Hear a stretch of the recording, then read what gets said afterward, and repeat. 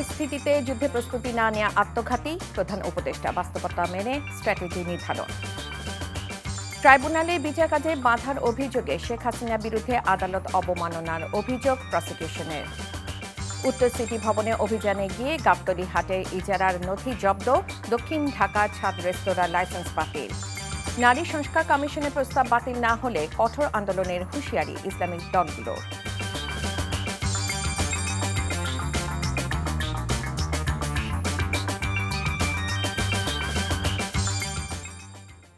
আসসালামু আলাইকুম।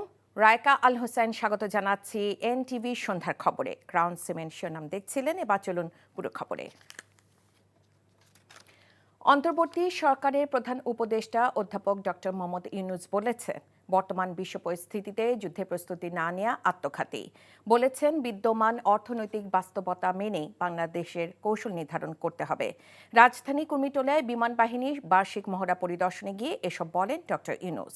ইমরুল আহসানের রিপোর্ট। বাংলার আকাশ রাখিব মুক্ত, এমন স্লোগানে সপ্তাহব্যাপী আকাশ বিজয় নামে বার্ষিক মহড়ার আয়োজন করে বাংলাদেশ বিমান বাহিনী। বিমান বাহিনীর সামরিক প্রস্তুতি, কৌশলগত দক্ষতা অর্জনে বিভিন্ন ধরনের যুদ্ধ বিমান, হেলিকপ্টার এবং অন্যান্য আকাশ প্রতিরক্ষা ব্যবস্থা সহ সকল ইউনিট অংশ নেয় এতে। মহড়ায় বিমান বাহিনীর বৈমানিকরা আকাশ যুদ্ধের রণকৌশল সহ বিভিন্ন ধরনের অপারেশন পরিচালনা করে।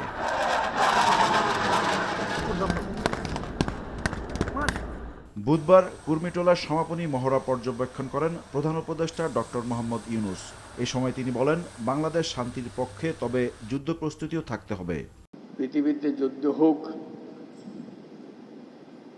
এটা আমরা কামনা করি না, কিন্তু এমন বিশ্বে আমরা বাস করি প্রতিনিয়ত যুদ্ধের হুমকি আমাদের ঘিরে থাকে। এখন আমরা যখন কথা বলছি তখন আমাদেরই কাছে ভারত পাকিস্তান যুদ্ধ হই হই অবস্থার মধ্যে রয়ে গেছে। এই পরিস্থিতির মধ্যে প্রস্তুতি না নেওয়াটা আত্মঘাতী, এবং প্রস্তুতি নিতে হলে আধা আধি প্রস্তুতির কোনো জায়গা নেই। পরাজয় এখানে কোনো অপশন হতে পারে না। দেশের অর্থনৈতিক সক্ষমতা বিবেচনা করে কৌশল নির্ধারণ করতে হবে বলে মন্তব্য করেন প্রধান উপদেষ্টা। এমনিতেই বাংলাদেশ মজবুত অর্থনীতি হয়ে গড়ে উঠতে পারেনি, তার মধ্যে বিগত সরকারের যথেচ্ছাচারের কারণে যা ছিল তাও লুটপাট হয়ে গেছে। এই পরিস্থিতিতে আমাদের সামগ্রিক স্ট্র্যাটেজি ঠিক করতে হবে। শান্তির দিকে আমাদের হাত বাড়িয়ে রাখতে হবে সবসময়। মহড়ায় অংশগ্রহণকারীদের প্রশংসা করে ডক্টর ইউনূস বলেন, দেশপ্রেম ও পেশাদারিত্ব ধরে রাখলেই নিরাপদ ও সমৃদ্ধ দেশ গড়া সম্ভব। Imrul Ahsan, NTV news, Dhaka. আমাদের অর্থনীতি মানবিক করিডোরের বিষয়ে সিদ্ধান্ত নিতে জাতীয় সংলাপের প্রয়োজন বলে মনে করেন জাতীয় নাগরিক পার্টির আহ্বায়ক নাহিদ ইসলাম। বিকেলে ইসলামী আন্দোলনের সাথে বৈঠক শেষে একথা বলেন তিনি। এই মানবিক করিডোরের বিষয়ে বিভিন্ন রাজনৈতিক দল কনসার্ন দেখিয়েছে, বক্তব্য দিয়েছে। আমরা সেই বক্তব্যগুলোর সাথে একমত পোষণ করছি যে এরকম একটা গুরুত্বপূর্ণ বিষয়ে সিদ্ধান্ত নেওয়ার জন্য অবশ্যই রাজনৈতিক দলগুলোর সাথে আলোচনা করে নেওয়া প্রয়োজন ছিল, এবং এই ফলে এই ধরনের একটা সিদ্ধান্ত, একটা জাতীয় সিদ্ধান্ত নেওয়ার ক্ষেত্রে রাজনৈতিক দলগুলোর সাথে আসলে আলোচনার প্রয়োজন। বাংলাদেশ থেকে মিয়ানমারে রাখাইনে মানবিক সহায়তা পাঠানো দুদেশের মধ্যকার সিদ্ধান্ত বলে জানিয়েছে জাতিসংঘ। সংস্থাটির ঢাকা অফিসের বিবৃতিতে জানানো হয়, এরকম পরিস্থিতিতে জাতিসংঘের ভূমিকা সীমিত। জাতিসংঘ জানিয়েছে, বাংলাদেশ থেকে মিয়ানমারে রাখাইন রাজ্যে মানবিক সহায়তা পাঠানোর আগে বাংলাদেশ ও মিয়ানমার উভয় দেশের সরকারের সম্মতি প্রয়োজন। আইনি বাধ্যবাধকতায় সংশ্লিষ্ট দেশের সরকারের অনুমতি ছাড়া সীমান্ত পেরিয়ে কোনো মানবিক সহায়তা জাতিসংঘ পাঠাতে পারবে না। আন্তর্জাতিক অপরাধ ট্রাইব্যুনালের বিচার কাজে বাধা এবং বাদী ও সাক্ষীদের হুমকির অভিযোগ এনে সাবেক প্রধানমন্ত্রী শেখ হাসিনার বিরুদ্ধে আদালত অবমাননার অভিযোগ করেছে প্রসিকিউশন। শুনানি শেষে বিচারপতি গোলাম মর্তুজা মজুমদারের নেতৃত্বাধীন 3 সদস্যের ট্রাইব্যুনাল আগামী 15 মের মধ্যে শেখ হাসিনাকে সশরীরে অথবা আইনজীবীর মাধ্যমে ব্যাখ্যা দিতে নির্দেশ দেন। রিপোর্টে আরও জানাচ্ছেন হাসান জাবেদ। 5 আগস্ট ছাত্র জনতার গণ অভ্যুত্থানে ক্ষমতাচ্যুত সাবেক প্রধানমন্ত্রী শেখ হাসিনা দেশ থেকে পালিয়ে যান। এরপর বিভিন্ন মাধ্যমে ভারত থেকে দেশে থাকা নেতাকর্মীদের নির্দেশনা ও পরামর্শ দিয়ে যাচ্ছেন। এমনই একটি অডিও কথোপকথন সামাজিক যোগাযোগ মাধ্যমে ছড়িয়ে পড়ে। সেখানে শেখ হাসিনা বলেছেন 227 জনকে হত্যার লাইসেন্স তিনি পেয়ে গেছেন। সেই কথোপকথন যে তা ফরেনসিক রিপোর্টেও প্রমাণিত হয়। যারা এই মামলাগুলো করেছে তাদেরকে মারার আমি লাইসেন্স পেয়ে গেছি এবং এদের বাড়িঘর ভাঙচুর করার জন্য তিনি নির্দেশ দেন যে তাদের বাড়িঘর যেন কারো অক্ষত না থাকে এবং একই সাথে তিনি পুলিশ কর্মকর্তাদের উদ্দেশ্যে একটা হুমকি দেন যে তারা যেন মনে রাখে যে তাদেরকে ভবিষ্যতেও চাকরি করতে হবে। এই কথোপকথনের মাধ্যমে এইটা তদন্ত সংস্থার কাছে সুস্পষ্ট হয়েছে। সেই অডিও ক্লিপের বক্তব্য তুলে ধরে ট্রাইব্যুনালে আদালত অবমাননার অভিযোগ আনে প্রসিকিউশন। শেখ হাসিনা এবং শাকিল আহমেদ তাদের কথোপকথনের মাধ্যমে আন্তর্জাতিক অপরাধ ট্রাইব্যুনালে চলমান যে বিচার প্রক্রিয়া তার সাক্ষীদেরকে ভয়ভীতি দেখিয়েছেন, বিচার প্রক্রিয়াকে বাধাগ্রস্ত করার চেষ্টা করেছেন এবং এইখানে যে মামলাগুলো রয়েছে সেগুলোকে প্রেজুডিস করার চেষ্টা করেছেন। আগামী 15 মে অথবা তার পূর্বে তাদেরকে সশরীরে অথবা আইনজীবীর মাধ্যমে আদালতে তাদের এই কনভারসেশনের ব্যাপারে তাদের যে কন্ডাক্ট সেগুলো ব্যাখ্যা দেওয়ার জন্য আদালত নির্দেশ দিয়েছেন। এদিকে মে মাসে ট্রাইব্যুনালে শেখ হাসিনার বিচার শুরু হবে। আল জাজিরাকে দেয়া প্রধান উপদেষ্টার এমন সাক্ষাৎকারের বিষয়ে চিফ প্রসিকিউটর বলেন, আইন অনুযায়ী কাজ চলছে, যত দ্রুত সম্ভব তদন্ত প্রতিবেদন জমা দেয়া হবে। বাইরে মাননীয় প্রধান উপদেষ্টা বা অন্যান্য উপদেষ্টারা যা বলছেন সেটা তাদের রাষ্ট্রীয় দৃষ্টিভঙ্গি থেকে তারা বলছেন। তদন্ত সংস্থা প্রসিকিউশন স্বাধীন এবং নিরপেক্ষভাবে তদন্ত করছে। তদন্তের প্রয়োজনে যতটুকু সময় নেওয়া দরকার তারা নিচ্ছে এবং আমরা আশা করছি খুবই দ্রুততম সময়ের মধ্যে তারা চার্জশিট দিতে পারবেন। Hasan Jabed, NTV news, Dhaka. রাজধানীর গাবতলী হাটের ইজারা নিয়ে অনিয়মের অভিযোগে ঢাকা উত্তর সিটি কার্যালয় নগর ভবনে অভিযান চালিয়েছে দুর্নীতি দমন কমিশন দুদক। এ সময় সংস্থাটির অনুসন্ধানী দল সিটি কর্পোরেশনের প্রশাসক সহ সংশ্লিষ্ট কর্মকর্তাদের জিজ্ঞাসাবাদ করেন। পূর্ণাঙ্গ তদন্ত শেষে প্রতিবেদন প্রকাশের কথাও জানান তারা। সম্প্রতি গাবতলী হাটের ইজারায় অনিয়ম নিয়ে এনটিভিতে প্রচারিত সংবাদের সূত্র ধরে নগর ভবনে যায় দুদক। নাজিবুর রহমানের রিপোর্ট। ঢাকা উত্তর সিটি কর্পোরেশনের গাবতলী পশুর হাটের ইজারার অনিয়ম আর অসঙ্গতি নিয়ে গত 25 এপ্রিল প্রথম সংবাদ প্রচার করে এনটিভি। প্রতিবেদনে দেখানো হয় কিভাবে নিয়মের বাইরে গিয়ে পুরো টেন্ডার প্রক্রিয়া বাতিল করে দেন প্রশাসক মোহাম্মদ এজাজ। এতে বড় অঙ্কের রাজস্ব হারায় সরকার। আইনে ইজারা দেওয়ার বাধ্যবাধকতা থাকলেও তা বাতিল করে নিজেরাই টাকা উত্তোলনের সিদ্ধান্ত দেন প্রশাসক। এমন সংবাদ প্রচারের পর নড়েচড়ে বসে দুর্নীতি দমন কমিশন। বুধবার সংস্থাটির প্রধান কার্যালয়ে অভিযান চালায় দুদকের অনুসন্ধানী দল। গাবতলী হাটের ইজারার যে ফ্যাক্ট সেটার ব্যতায় মানে যে প্রসিডিউরে ব্যতায় ছিল। রেকর্ডপত্র আমরা নিছি আজকে। রেকর্ডপত্র এখন এটা পর্যালোচনা করব, দেন এটা আসলে বের হয়ে আসবে যে এই ক্ষেত্রে কে কে জড়িত বা কে আছে বা কি হয়েছে এক্স্যাক্টলি। এতদিন টেন্ডার বাতিলের পক্ষে নানা যুক্তি দেয়া ডিএনসিসি প্রশাসক এবার বিভাগীয় তদন্ত করার কথা জানান গণমাধ্যমে। আমরা একটা নিজেরা ইন্ডিপেন্ডেন্ট একটা ইনভেস্টিগেশন আমরা কমিটি করছি, আর দুদক থেকে সেটা আমরা খুবই সাধুবাদ জানাই। এটা খুব দরকার ছিল, কারণ যেহেতু প্রচুর তর্ক হচ্ছে, আলোচনা হচ্ছে, এগুলো ক্লিয়ার হওয়াটা ভালো। হাটের ইজারায় অনিয়ম ও অর্থ আত্মসাতের পরিকল্পনা সর্বোচ্চ গুরুত্ব দিয়ে খতিয়ে দেখার কথা জানিয়েছে দুর্নীতি দমন commission. Najibur Rahman, NTV news, Dhaka. দক্ষিণ ঢাকায় ভবনের ছাদের উপর কোনো রেস্তোরাঁ পরিচালনা করতে পারবেন না ব্যবসায়ীরা। ট্রেড লাইসেন্স ছাড়া ব্যবসা করলে তাদের বিরুদ্ধে অভিযানে নামার হুঁশিয়ারি দিয়েছে ঢাকা দক্ষিণ সিটি কর্পোরেশন। দক্ষিণে নগর প্রশাসনের এমন সিদ্ধান্তের তীব্র প্রতিবাদ জানিয়েছে রেস্টুরেন্ট মালিকদের সংগঠন। প্রয়োজনে ব্যবসা বন্ধ করে দেওয়ারও হুমকি তাদের। নগর বিশেষজ্ঞরা বলছেন মাঠে আইনের প্রয়োগ জরুরি। নাজিবুর রহমানের আরেকটি রিপোর্ট। ভোজন রসিকদের চাহিদা বিবেচনায় কয়েক বছরের নগরীতে ক্রমেই বেড়েছে বহুতল ভবনের ছাদে রুফটপ রেস্টুরেন্ট। একই ভবনে প্রায় 14 থেকে 16টি রেস্টুরেন্টও আছে নগর জুড়ে। ঝুঁকি বিবেচনায় সেসব প্রতিষ্ঠানের লাগাম টানতে যাচ্ছে ঢাকা দক্ষিণ সিটি কর্পোরেশন। সম্প্রতি দক্ষিণ ঢাকার সকল রুফটপ রেস্টুরেন্টের ট্রেড লাইসেন্স বাতিল করার বিজ্ঞপ্তি দেয় নগর প্রশাসন। নকশা বহির্ভূত রেস্তোরাঁয় প্রয়োজনে অভিযানে নামার কথা জানিয়েছে তারা। রুফটপের ক্ষেত্রে এবং যেগুলি সুস্পষ্টভাবে বলা আছে আবাসিক ভবন, সেগুলির ক্ষেত্রে আমাদের যে কোনো সময় অভিযান শুরু হবে। নিষিদ্ধ কার্যক্রম যেটা নিয়ম বহির্ভূত, সেটি যাতে না চলতে পারে এজন্য আমাদের অবস্থান থেকে আমাদের পদক্ষেপটা নিয়েছি। তবে এসব সিদ্ধান্ত অযৌক্তিক বলছেন ব্যবসায়ীরা। তাদের অভিযোগ, রেস্তোরাঁ খাতকে ধ্বংসের পায়তারা চলছে। কথা নাই বার্তা নাই, আপনি ট্রেড লাইসেন্স বাতিল করলেন, তাকে দিলেন কেন? অনৈতিক কারা করছে তাদের বিরুদ্ধে ব্যবস্থা নেন। রাজ্য কোনো অপশনই রাখে নাই যে রেস্টুরেন্ট এখানে দরকার, ফাস্ট ফুড দরকার, হোয়াট এভার ফুড কোর্ট দরকার, কোনো প্ল্যানই করে নাই। সব ধান্দা করছে। বিগত 50 বছরে সব ব্যুরোক্রেসিরা দেশটাতে 12টা বাজিয়ে দিয়ে গেছে। নগর বিশ্লেষকরা বলছেন, কোন ভবনে রেস্তোরাঁ পরিচালনা করা যাবে সেই নীতিমালা দ্রুত সংশোধন করা জরুরি। এই চোর পুলিশ খেলা এই ধরনের কাজ করে আসলে কাজ হবে না। দৃঢ়ভাবে সরকার, বিশেষ করে রাজউক এবং সিটি কর্পোরেশন বোধ, তারা এই ব্যাপারে আসলে শক্ত অবস্থান নিয়ে জিরো টলারেন্সে করা দরকার এবং কোন ভবনের রেস্টুরেন্টের অনুমোদন আছে, কোথায় বাণিজ্যিক ভবনের অনুমোদন আছে, সেই কাজগুলো করা দরকার। আবাসিক ভবনের অনুমতি নিয়ে বাণিজ্যিক কার্যক্রম পরিচালনার খেসারত দিয়েছিল বেইলি রোডের এই ভবনটি, যেখানে পুরে অঙ্গার হয়েছিল 46টি তাজা প্রাণ। এই ঘটনার পরবর্তী সময়ে রাজউক ও ঢাকা দক্ষিণ সিটি কর্পোরেশন মিলে সপ্তাহব্যাপী অভিযান পরিচালনা করেছিল, যার সুফল পাওয়া যায়নি এখনও। নতুন করে নকশা বহির্ভূত রেস্টুরেন্টের ট্রেড লাইসেন্স বাতিলের সিদ্ধান্ত নিয়েছে ঢাকা দক্ষিণ সিটি কর্পোরেশন। তবে এর কার্যকরী প্রভাব কতটা মিলবে তা নিয়ে সন্দিহান বিশেষজ্ঞরা। Najibur Rahman, NTV news, Dhaka.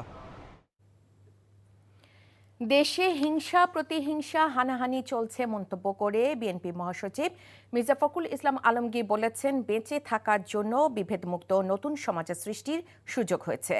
রাজনীতি মাঝে মধ্যে হিন্দু মুসলিমকে আলাদা করে দেয় বলেও মন্তব্য করেন তিনি। আর ফ্যাসিস্ট আওয়ামী সরকারের দোসরদের মালিকানার কলকারখানা বন্ধ না করে প্রশাসক নিয়োগের আহ্বান জানান রুহুল কবির রিজভী। বুধবার আলাদা অনুষ্ঠানে এসব কথা বলেন তারা।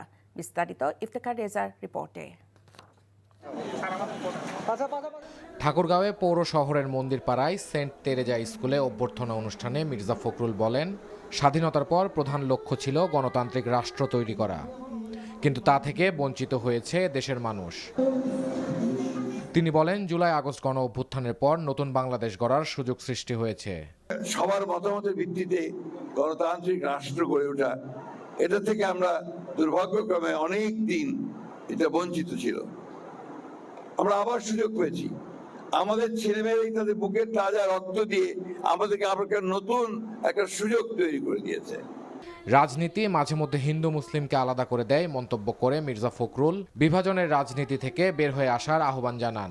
আমাদের দুর্ভাগ্য যে আজকাল গোটা পৃথিবী কেমন যেন একটা ডিভাইসিভ হয়ে গেছে, বিভক্ত হয়ে গেছে। হিংসা, প্রতিহিংসা, হানাহানি, এটা গোটা পৃথিবীময় চলছে। এটাকে থেকে বেরিয়ে আসার একমাত্র পথ হচ্ছে সত্যিকার অর্থে মানুষের মধ্যে ভালোবাসা সৃষ্টি করা। এদিকে নয়াপল্টনে বিএনপি কেন্দ্রীয় কার্যালয়ে মে দিবসের কর্মসূচি উপলক্ষে সংবাদ সম্মেলনে দলটির সিনিয়র যুগ্ম মহাসচিব রুহুল কবির রিজভী বলেন, ফ্যাসিবাদ পতনের পরে ভিন্ন আঙ্গিকে হবে এবারের শ্রমিক সমাবেশ।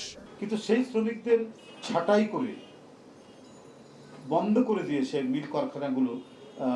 আমার মনে হয় যে সেটা অন্তর্বর্তীকালীন সরকারের এই জিনিসটা করা ঠিক হয়নি।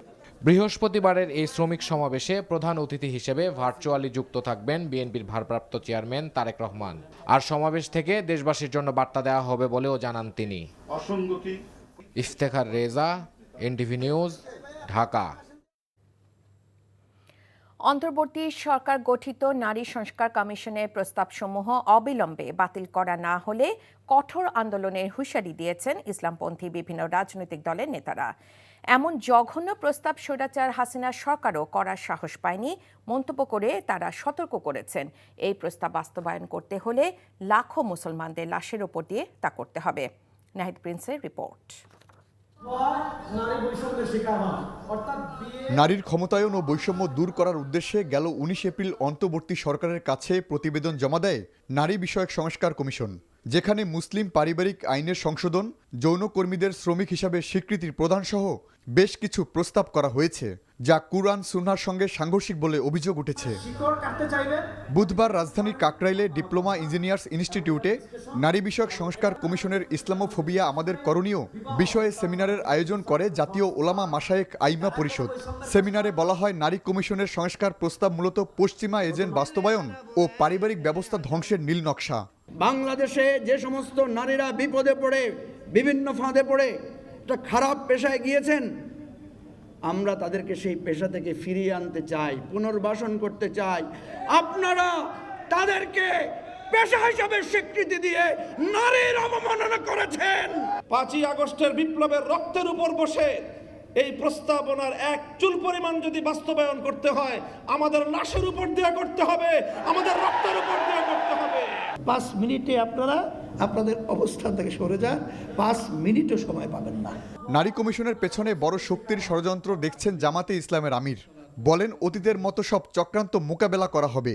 এরা সমাজের বিপর্যয়ের জন্য এই প্রস্তাবনাগুলো এনেছে। এর জন্য আবারও বলি, A to Z আমরা এই কমিশনই মানি না। এটা পক্ষপাত দুষ্ট, আমরা এটা মানব না। আমাদের সাফ কথা, এটা মানব না আমরা। এর জন্য কোনো আন্দোলনে আমরা যেতে চাই না, কিন্তু যদি আমাদেরকে বাধ্য করা হয় অবশ্যই আমরা আন্দোলনে যাব। বিদ্যমান নারী কমিশন প্রত্যাহার করে আলেম ওলামা সহ দেশের সুস্থ চিন্তার নারীদের নিয়ে নতুন কমিশন গঠনের দাবি জানান বক্তারা। Nahid Prince, NTV news, Dhaka. ঢাকার মোহাম্মদপুরে চন্দ্রিমা মডেল টাউন হাউজিং ও সাভারে ড্যাপের আওতাভুক্ত বিভিন্ন এলাকায় অভিযান চালিয়ে অন্তত ১৭টি নকশা বহির্ভূত ভবন ভেঙে দিয়েছে রাজধানী উন্নয়ন কর্তৃপক্ষ রাজুক। মেজবা হাসানের রিপোর্ট। তুরাগ নদীর তীর ঘেঁষে গড়ে ওঠা চন্দ্রিমা মডেল টাউন হাউজিং কোনো ধরনের নিয়ম নীতির তোয়াক্কা না করে গড়ে উঠেছে সুরম্য অট্টালিকা। এসব অবৈধ ভবনের বিরুদ্ধে একের পর এক অভিযান চালাচ্ছে রাজুক। আগেই হাউজিং এলাকাটি নির্মাণাধীন ভবনগুলো কাজ বন্ধ রাখার নির্দেশ দেয় রাজুক। বিচ্ছিন্ন করা হয় বিদ্যুৎ সংযোগও। এলাকাবাসীর অভিযোগ, বিভিন্ন সময় অভিযান চালিয়ে নির্দিষ্ট এলাকায় ভবন ভেঙে চলে যায় রাজুক। ভাঙা গড়ার খেলা থেকে স্থায়ী সমাধান চান সেখানকার ভবন মালিকরা। যদি বিল্ডিং অবৈধ হয় তাহলে গত 1 বছর কিভাবে কাজ করলো, ধারাবাহিকতা নাই কেন? তারা আসে 2টা বিল্ডিংই ভাঙে আবার চলে, কি এটার ভাব বুঝতে পারতেছি না। ঠিক আছে, রাজুক বলছে, আবাসিক এলাকার জন্য প্রয়োজনীয় সুবিধাদি না থাকায় সেখানে ভবন নির্মাণের অনুমতি দেওয়া হয়নি। কোনোটারই আসলে তারা নকশা প্রদর্শন করতে পারে নাই। এতে আমাদের কাছে মনে হয়েছে যে এই এলাকা পুরাটাই আসলে তারা অবৈধভাবে ভবনগুলো নির্মাণ করছে এবং চন্দ্রিমা যে এই প্রকল্প তারা নিয়েছে এটারে আসলে হাউজিং থেকে আমাদের রাজুক থেকে কোনো অনুমোদন তারা নিতে পারে নাই। রাজুক ভ্রাম্যমাণ আদালত পরিচালনা করেছে সাভারেও। অনুমোদন ছাড়া গড়ে ওঠা একটি বহুতল ভবনের বিদ্যুৎ সংযোগ বিচ্ছিন্ন করে একাংশ ভেঙে দেওয়া হয়। রাস্তার জায়গা না রেখে উনি ভবন তৈরি করেছেন, সেজন্য যে আমাদের কাছে যতটুকু ব্যত্যয় মনে হয়েছে ততটুকু আমি ভেঙে ফেলার নির্দেশ দিয়েছি। ঢাকায় অনুমোদিত নকশা ছাড়া নির্মাণাধীন ৩,৩28টি ভবন চিহ্নিত করেছে রাজুক, যার বিরুদ্ধে অভিযান অব্যাহত থাকবে বলে জানায় রাজুক কর্তৃপক্ষ। Misbah Hasan, NTV news, Dhaka. দেশের শীর্ষস্থানীয় বিজ্ঞাপনী প্রতিষ্ঠান এশিয়াটিক মার্কেটিং কমিউনিকেশনস লিমিটেডের সব ব্যাংক ও নন ব্যাংক আর্থিক প্রতিষ্ঠানে থাকা হিসাব স্থগিত করায় গভীর উদ্বেগ প্রকাশ করেছে টেলিভিশন চ্যানেল মালিকদের সংগঠন association of television channel owners, অ্যাটকো। আজ অ্যাটকো নির্বাহী পরিষদে এক জরুরি সভায় এই উদ্বেগ জানানো হয়। পরে সংগঠনের সভাপতি অঞ্জন চৌধুরী স্বাক্ষরিত এক সংবাদ বিজ্ঞপ্তিতে বলা হয়, সম্প্রতি এশিয়াটিক গ্রুপের প্রাতিষ্ঠানিক ব্যাংক অ্যাকাউন্ট স্থগিতের কারণে দেশের সব টেলিভিশন চ্যানেল আর্থিকভাবে ক্ষতিগ্রস্ত হচ্ছে। বিষয়টি নিয়ে অ্যাটকো নির্বাহী পরিষদ গভীর উদ্বেগ প্রকাশ করছে এবং দ্রুততম সময়ে বিষয়টির সমাধানে সরকারের হস্তক্ষেপ কামনা করছে। গত 23 এপ্রিল এক চিঠির মাধ্যমে এশিয়াটিক মার্কেটিং কমিউনিকেশনস লিমিটেডের ব্যাংক ও নন ব্যাংক আর্থিক প্রতিষ্ঠানের সব হিসাব স্থগিত রাখার নির্দেশনা দেয় NBR এর কেন্দ্রীয় গোয়েন্দা সেল।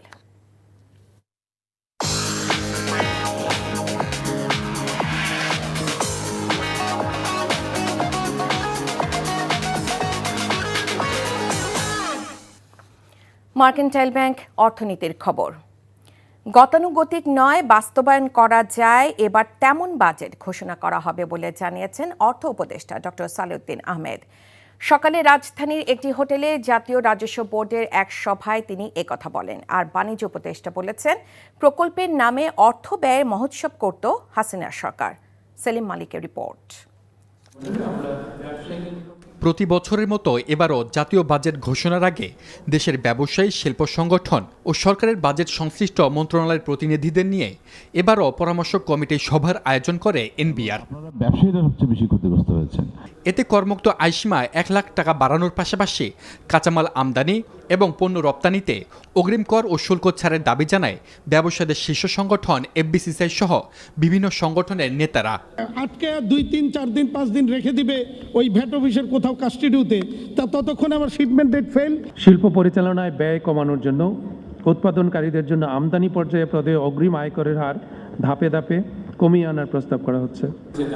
এ সময় ব্যবসার পরিবেশ উন্নয়নে সব ধরনের পদক্ষেপের আশ্বাস দেন বিডার চেয়ারম্যান।